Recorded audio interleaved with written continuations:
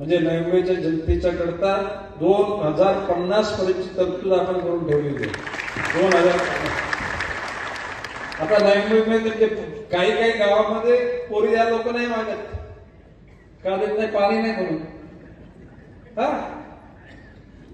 IAS IPS retired झाले का Navi Mumbai? Palm beach रोडला बिल्डिंग आहेत ना आपल्या. परंतु मी तुम्हाला सांगतो, या मूर्ख लोकांनी जो FSI वाढवलाय ना, त्या FSI चा पूर्ण वापर केला तर या वाशीच्या सेक्टर डाम 19% बिल्डिंग बघता ना, एकावर एक 3 माणसाची रचना लागतील, तिथे गाड्या जाऊ शकत नाहीत.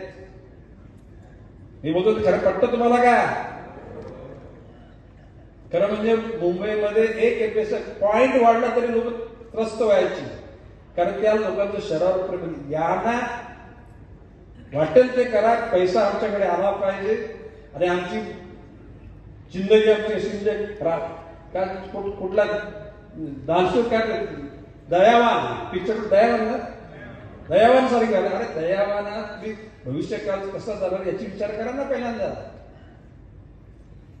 आलेले तेवढे अशा प्रकारची उड्या मारून त्याच्यातून मार्ग निघत नाही. आणि मी तुम्हाला आज लिहून घ्या, जर का जो FSI जो UDने जर सँक्शन केलाय ना, तो पूर्ण वापरला गेला ना, तर या शहराची वाट लागून जाणार आहे.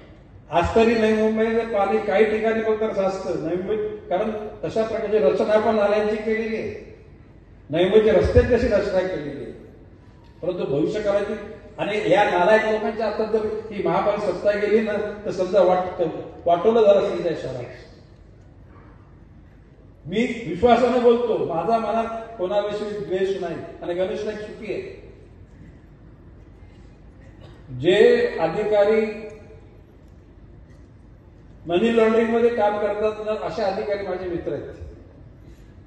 जो पैसा माझी झोप मिळवेल तो पैसा मला नकोय. IT चे लोक येतील, लुटारू येतील, ED येईल, CBIची, कोणाला पाहिजे? अरे सुखाची झोप मिळते, तो पैसा ढीक लावून ठेवायचा, काय गरज त्या पैशाची? आणि म्हणून मी सांगतो, माझा हात साफ आहे, मन पण साफ आहे, आणि मला ज्याला पाहिजे त्याला सगळ्या गोष्टी उपलब्ध होतात. भविष्य काळामध्ये सुद्धा कसली कमतरता पडणार नाही.